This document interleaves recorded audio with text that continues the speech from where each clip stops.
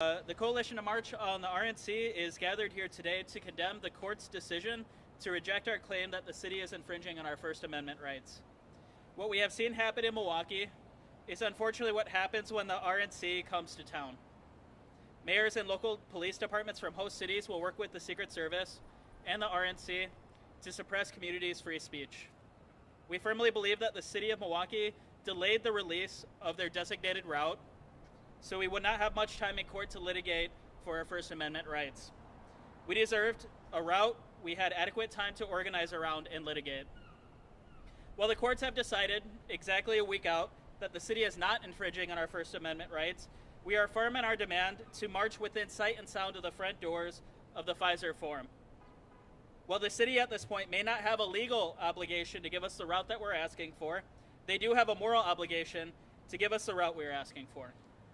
The city has opened the doors and rolled out the red carpet for the Republicans and has left their residents completely in the dark. There is no legitimate reason to criminalize our protest on a route we have marched before without incident. While the city says they cannot grant us our route due to supposed safety concerns, they're actually increasing the likelihood of police coming into contact with protest by not granting us our permit for our route. Historically, police intervention has always been the start of a protest going south. It's important to be clear that as organizers, we were never going to let this decision decide if we are going to march or not. We are going to march on the streets that we have a right to march on, the same way we always have here in Milwaukee. The court decision is about how the city will react to our family-friendly protest. Historically, the Milwaukee Police Department has been relatively hands-off in response to our protests. Leading organizers have held successful marches of similar size and larger without a permit. The overwhelming majority of our protests proceed as planned, without arrest, and we expect the same to happen while the RNC is in town.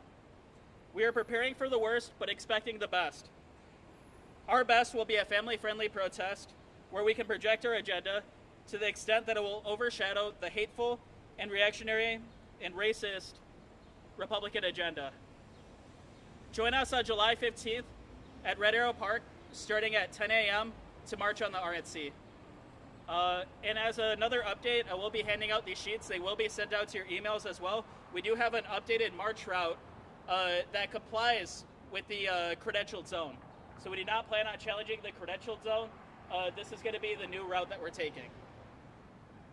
And at this point, we'll take any questions. Can you describe that route, Omar, for us? I know the issue last time was Kilbourne, if I'm not mistaken. Yeah, so we're going to head north on Water. We're going to head west on Juneau, south on MLK, east on State, back down Water. Honestly, it'd just be better if you look at it. I know I'm just going to cook it on here, yeah. Sure. I know you described this as a family-friendly march. What are you telling people in anticipation of any sort of contact with police if that happens? Well, what we do have is a team of over 100 marshals at this point, many who are trained in de-escalation, and many who have actually de-escalated situations with police specifically. And so if police do try to attempt arrest, what we're going to do is try our best to de-escalate that situation and make sure that that doesn't happen. We have experience with this in Kenosha, we have experience with this in Wauwatosa, and I'm proud to say that we have a very good record of making sure that people don't get arrested. And so I feel pretty confident going into this. Obviously, anybody that's in this movement, anybody that protests, knows that there is always a possibility of arrest, especially as we march without a permit. But we know that this is not the likely scenario, and it rarely has been here in Milwaukee. We've been able to march, again, unimpeded and unhurt the majority of the time. Not saying that's what happens every single time, but the majority of the time we're able to march without a permit.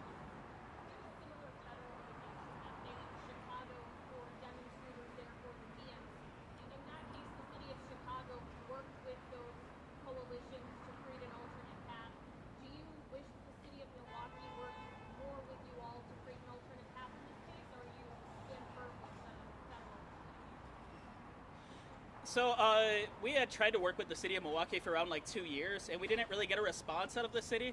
And honestly, any attempt of them to work with us was really a joke. They had set out the DOJ to tell us how to protest, which obviously nobody was asking for. They didn't have any of the people that could actually change the things that we wanted to change at these meetings, even though every single month we had demanded that somebody is there that actually has the power to change things. We never got that from the city. So we had to litigate over it, and honestly, I don't think we would have been able to come to an agreement with the city. We tried through mediation. We weren't able to come through to an agreement. And so it's clear that the city is not operating in good faith. Again, nothing about this lawsuit says that they cannot grant us the route that we are asking for. All this lawsuit says is that they're not required to, but we know that they still can, and we are still demanding that they can. And we do plan on having a call into the mayor's office to, carry forward this demand that they should still grant the permit to march on the route that we had set out for ourselves. And so the mayor will be receiving calls not only from people in Milwaukee, but from people all across the country.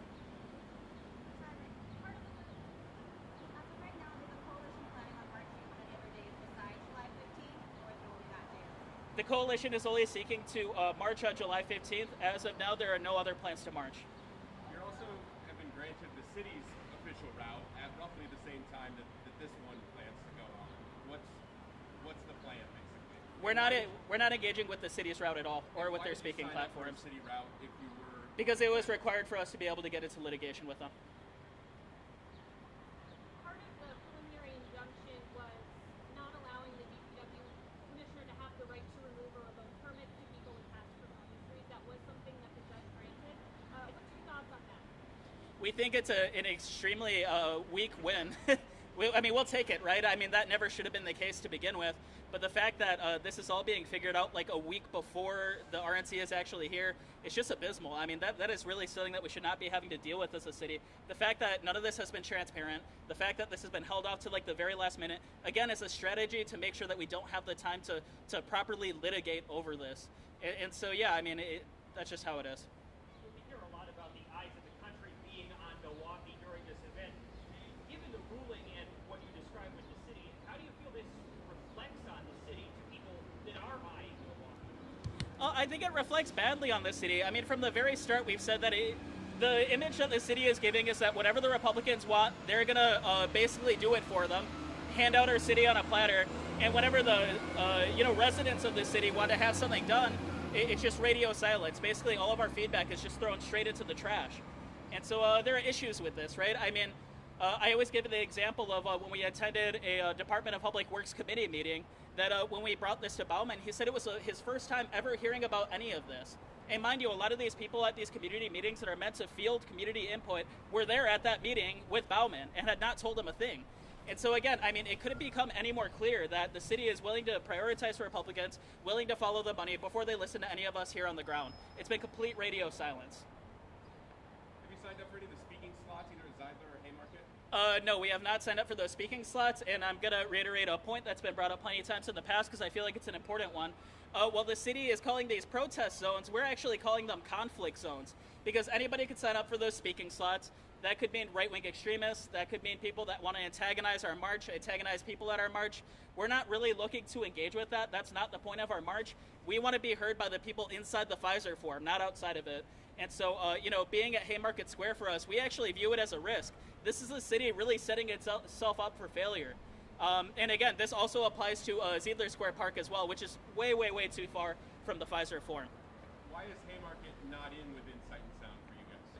Well, it is within sight, but it's not within sound. Additionally, I'm not sure if you guys have seen the square, but I think any reasonable person could probably assume that you cannot fit 5,000 people at that square. And again, this is a conflict zone. I always use the example of Jazz at the Park, right? Jazz at the Park doesn't have to worry about a heavy metal band playing in the middle of Jazz at the Park, right? They rent out the space for the time that they're designated. We don't have that opportunity to do that at Haymarket Square. Being at this square that is way too small for 5,000 people, right up against the fence that's going to be up on McKinley, we have no access to the street. We'll be right against the sidewalk. If there were an emergency situation, let's say an active shooter situation, which we don't anticipate, but again, we're preparing for the worst, expecting the best, we would have nowhere to go. We would be sitting ducks. And so the fact that the city wants us there is extremely irresponsible. It shows that the city has not engaged in good faith, has not actually thought about this, and honestly just couldn't organize even a dinner party. What happens now within 48 hours with the lawsuit? What's the legal route that you guys are going to take? We are no longer, as far as I'm aware, participating in the legal realm. We're going to be marching on the route that we set out for ourselves, and the city could decide to give us a permit for it or not. We're going to be marching on that route. And so honestly, this next week for us organizers really just looks like a bunch of really hard logistics and just making sure that we're making the most of a bad thing that's happening here in Milwaukee. Can I ask you about the rules of engagement that I believe you met with the city about?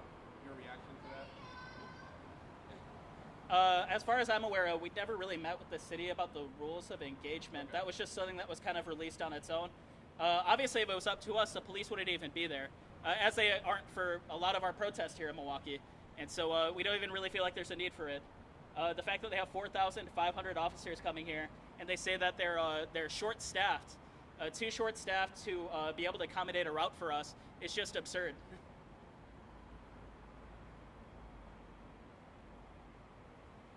If there's no other questions at this point in time, I do have these to hand out if you want them. Otherwise, they should be getting sent to your email sometime later today. Thank you.